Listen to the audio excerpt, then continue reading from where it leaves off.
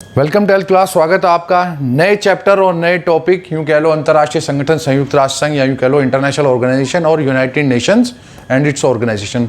हालांकि आपके सिलेबस में सिर्फ इतना लिख दिया United Nation and its organisation, लेकिन क्वेश्चन अंतर्राष्ट्रीय संगठन, हालांकि ये बहुत एक छोटा सा टॉपिक, इस पे भी बहुत बार आया, तो हम छोटा सा रिस्क बिल्कुल नहीं लेंगे, क्योंकि ये लिख देने का मतलब ये भी है कि इंटरनेशनल ऑर्गेनाइजेशन पे भी आपके पास क्वेश्चन आ सकता है। तो जल्दी से स्टार्ट करते हैं आज का टॉपिक, आज का वीडियो। मैं हूं विक्रांत, आप देख रहे हैं पॉलिटिकल साइंस 90+ मार्क्स।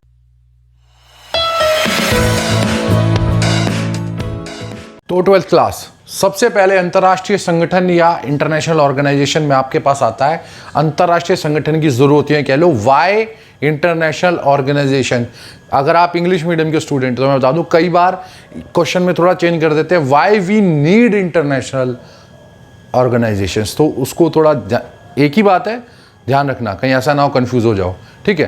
तो पहली बात आती है इसके लिए शांति और सुरक्षा, पीस एंड सिक्योरिटी। देखो 5000 साल के वर्ल्ड के इतिहास हिस्ट्री में 15,000 से ज्यादा युद्ध हो चुके हैं, मोर देन 15,000 वॉर्स, और ये वॉर्स कभी समाप्त भी नहीं होंगे, युद्ध कभी खत्म नहीं होंगे। इसके अलावा पूरे वर्ल्ड में हमेशा, इन द होल वर्ल्ड, कोई भी ऐसे राष्ट्र या कई राष्ट्र या नेशंस ऐसे हो सकते हैं जिनके बीच में डिस्प्यूट्स, मतभेद, कंट्रोवर्सीज या विवाद होते रहते हैं, और ये विवाद कभी खत्म नहीं होंगे, आक्रमण, अटैक कभी खत्म नहीं होगा। तो कहीं ना कहीं शांति को, पीस को, सुरक्षा को या सिक्योरिटी को खतरा बना रहता है।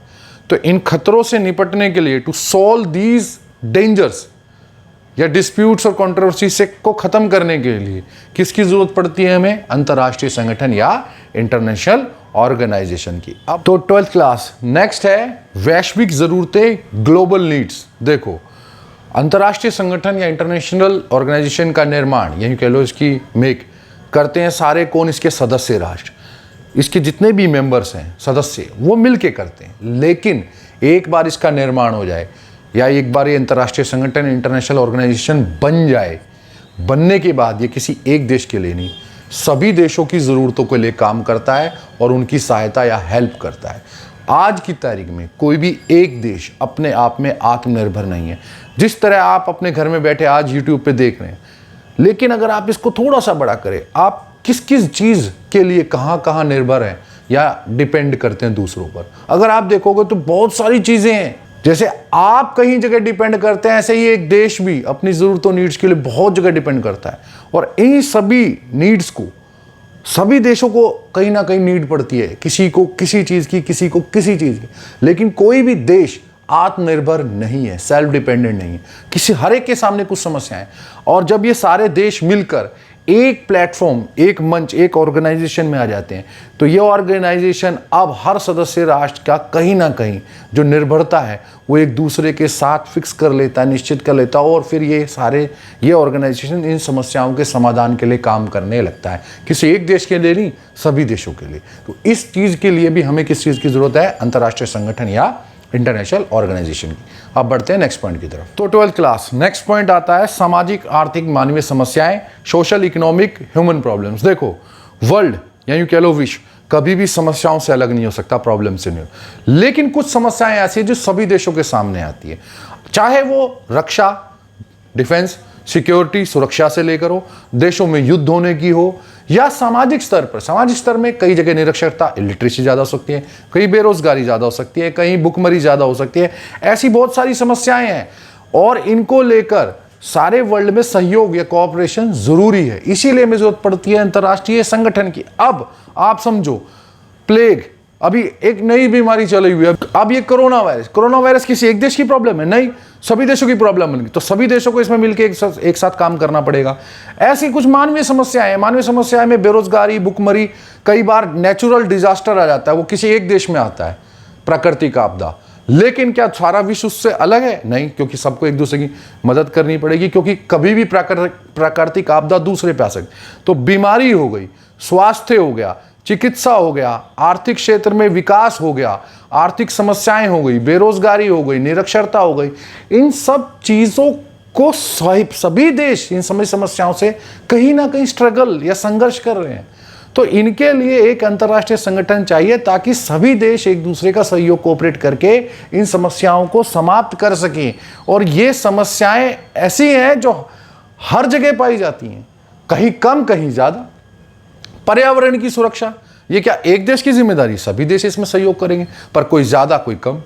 ऐसी चीज़ों के लिए जो अंतर्राष्ट्रीय स्तर पर हैं, उनको अंतर्राष्ट्रीय संगठन की ज़रूरत पड़ती है। इन सभी समस्याओं के समाधान के लिए, सॉल्यूशंस के लिए हमें अंतर्राष्ट्रीय संगठन चाहिए या हमें इंटरनेशनल ऑर्गेनाइजेशन की ज़रूरत पड़ती है। अब बढ़ते हैं नेक्स्ट पॉइंट की तरफ। तो 12th क्लास, इसमें नेक्स्ट पॉइंट आता है ग्लोबलाइजेशन या वैश्वीकरण।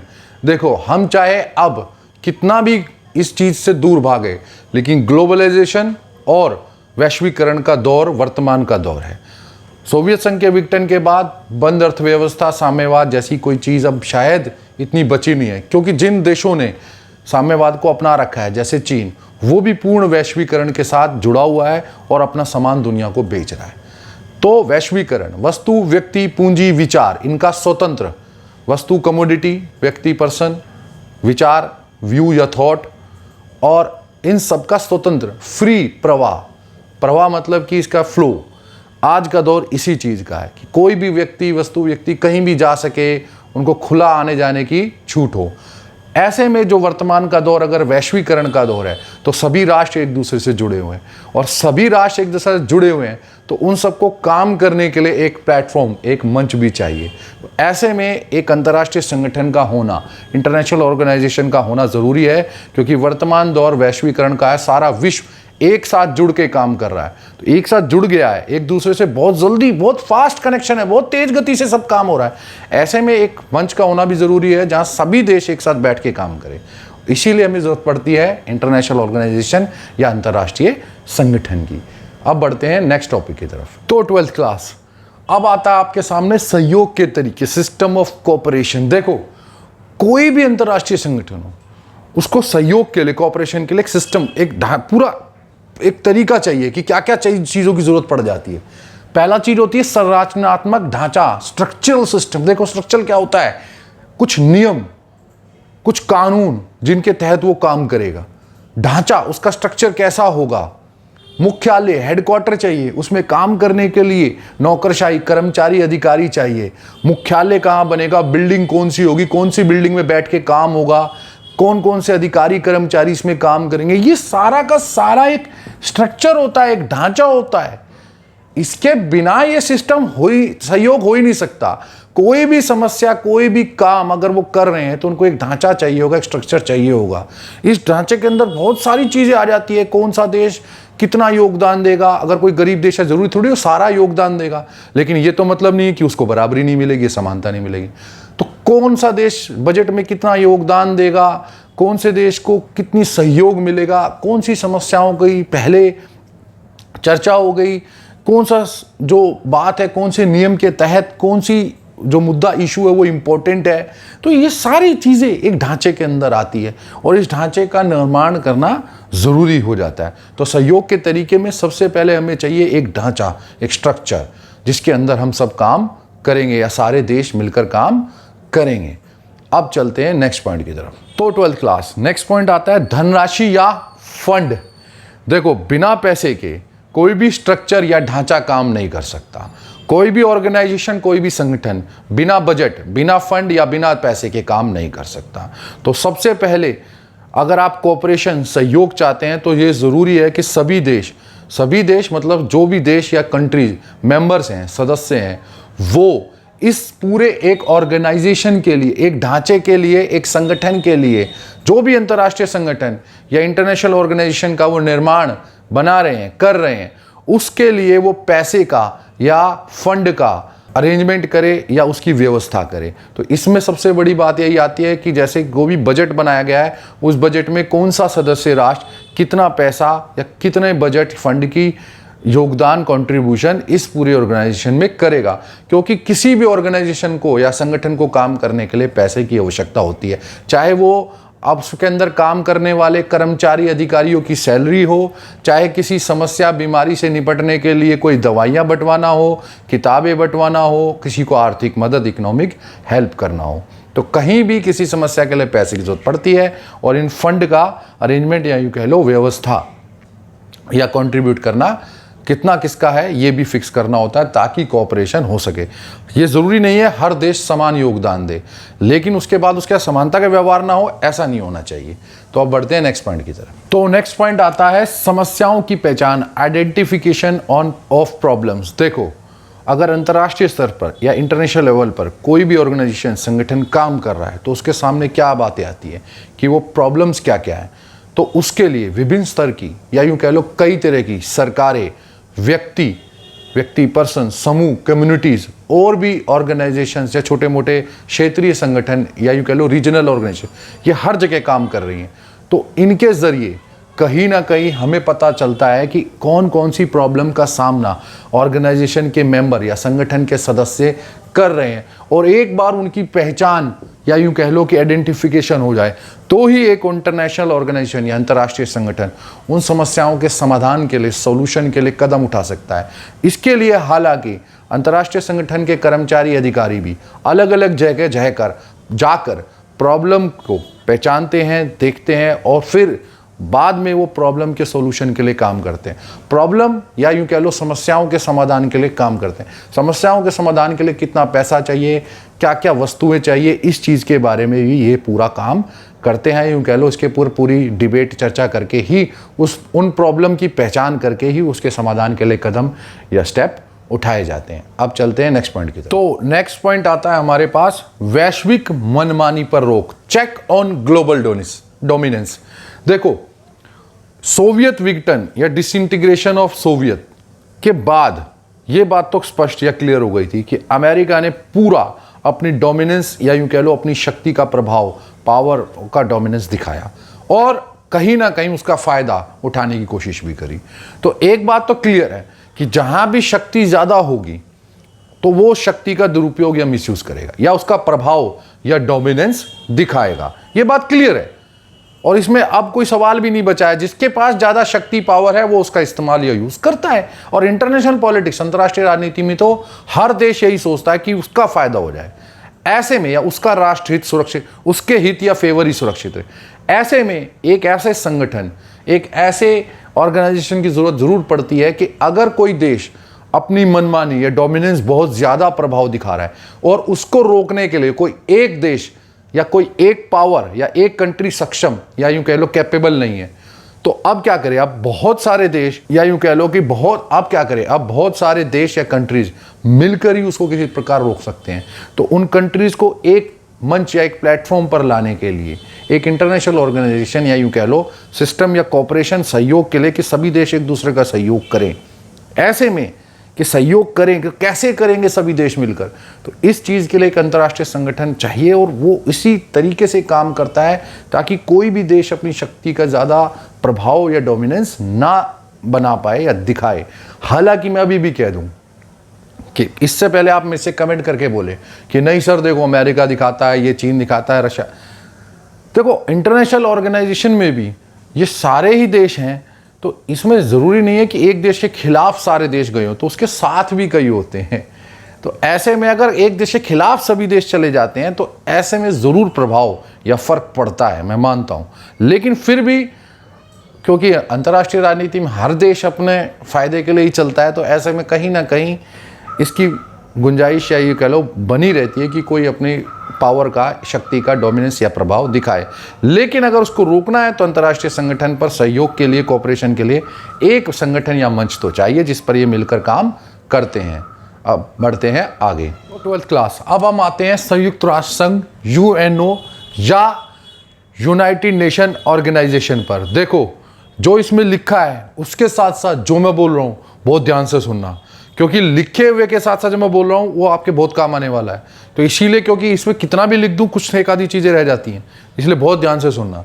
26 जनवरी 1945, 26 जैन 1945 सैन फ्रांसिस्को सम्मेलन। ये सैन फ्रांसिस्को कहाँ है? ये यूएसओ का एक शहर है, अमेरिका का एक शहर है। यहाँ यूँ कह लो सैन फ्रांसिस्को, इसको इंग्लिश में ज़रूर सैन फ्रांसिस्को देख लेना और आराम से लिख लेना। कॉन्फ्रेंस होती है, सम्मेलन होता है जिसमें यूएनओ की स्थापना को, एस्टेब्लिश को मंजूरी मिलती है। याद रखना मंजूरी का मतलब यही है कि अब इसको एक्सेप्ट कर लिया गया था कि भाई अब हम इसकी स्थापना कर रहे हैं।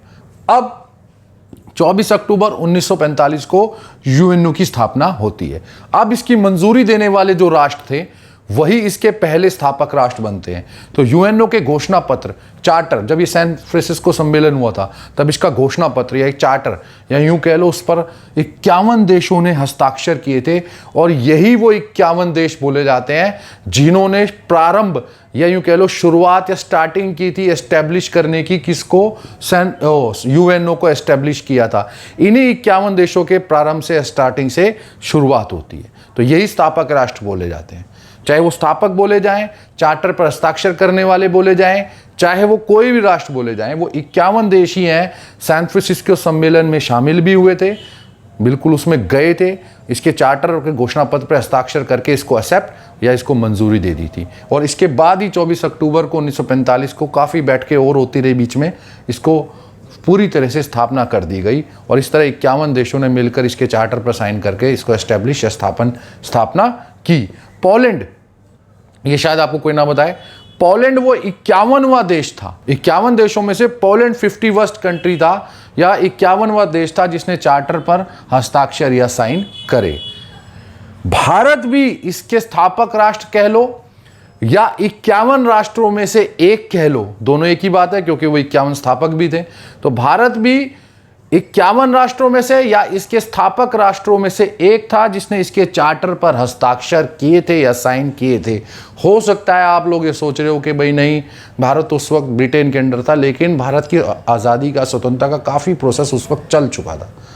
और ऐसे में भारत एक इंडिपेंडेंट या यूँ कह लो अलग देश की तरह, एक सेपरेट कंट्री की तरह, ब्रिटेन के गुलाम बनकर नहीं, एक अलग कंट्री बनकर गया था इस सम्मेलन में, और इस तरह उसने साइन किए थे। तो आप ये ज़रूर से याद रखना, 51 कंट्रीज़ इन्होंने एस्टेब्लिश किया। 51st कंट्री पोलैंड था। भारत भी उसके स्थापक राष्ट्रों में से या यूं कह लो 51 राष्ट्रों में से एक था जिसने साइन या हस्ताक्षर किए। अब बढ़ते हैं आगे। तो यूएनओ में आगे 2002 से पहले, बिफोर 2002, यूएनओ के 190 मेंबर्स या सदस्य थे। 2002 में तिमोर से अलग होके पूर्वी तिमोर, ईस्ट तिमोर, इसका 191वां या यूं कह लो 191st मेंबर या सदस्य बना। 2006 में युगोस्लाविया से अलग होकर मॉन्टीनीग्रो एक अलग देश बनता है और 192nd या 192वां सदस्य यूएनओ का बनता है। 2013 में फिर से एक बार दक्षिणी सूडान से अलग होकर दक्षिणी सूडान, साउथ सूडान, इसका 193वां 193rd मेंबर बनता है। और वर्तमान में प्रेजेंटली इसके 193 या 193 मेंबर्स हैं।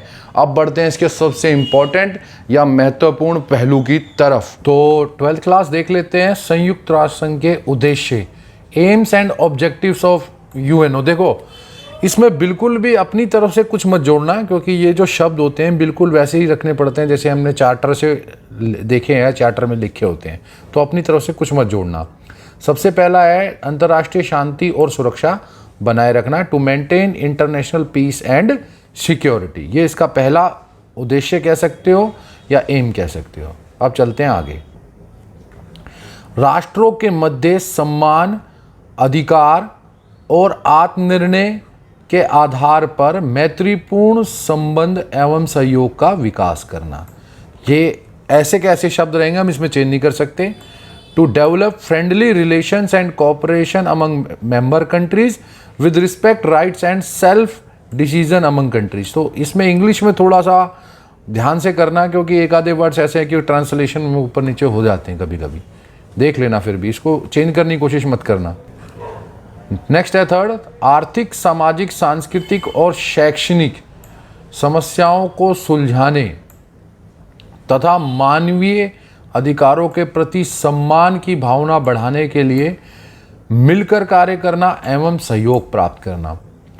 Working together and obtaining cooperation to solve economic, social, cultural and educational problems and increase the sense of respect for human rights. अब बढ़ते हैं आगे। इन समान उद्देश्यों की प्राप्ति के लिए विभिन्न राष्ट्रों के क्रियाकलापों में सामंजस्य स्थापित करने की दिशा में एक केंद्र के रूप में कार्य करना। To achieve these common objectives act as a centre towards harmonising the activities of different nations. एक बात और 12th क्लास, ये आपके सामने एक पेज आ रहा है, इसमें जो जो एक्टिविटीज़ हैं ये वो लिखी है कि संयुक्त राष्ट्र संघ का जन्म से पहले, या आप कह सकते हो कि संयुक्त राष्ट्र संघ के जन्म के वक्त क्या क्या हुआ। तो जैसे सेंट जेम्स घोषणा हुई, फिर एटलांटिक चार्टर, ये थोड़ा इम्पोर्टेंट आता है, इसको थोड़ा ध्यान से देखना। वाशिंगटन सम्मेलन, मॉस्को की घोषणा, तेहरान, याल्टा, सैन फ्रांसिस्को सम्मेलन मैंने आपको शुरुआत में पढ़ाई दिया था, और इसके बाद संयुक्त राष्ट्र संघ। ठीक है, तो इस कहानी को ज़रा ठीक से देख लेना सब। तो अब मिलते हैं हम अगली वीडियो में।